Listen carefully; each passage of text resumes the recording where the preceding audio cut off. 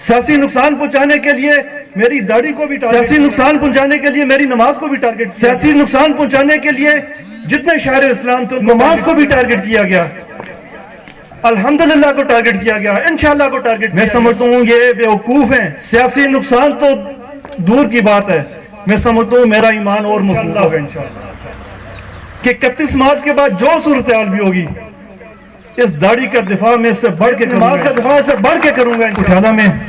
تو مجھے اس بات کی خوشی ہوتی ہے کہ یہاں پر ایک گلدستہ میں دیکھنے کو ملتا ہے ہمیشہ، اور میں ہمیشہ اس بات کا ذکر پہلے تو میں سادات برادری کا شکریہ ادا کرتا ہوں کہ ان کا سایہ، ان کا دست شفقت ہمیشہ ہمارے سر پہ موجود رہتا ہے۔ جس طریقے سے آگے ٹائم گزرتا جا رہا ہے میں اپنی عوام برادری کا میں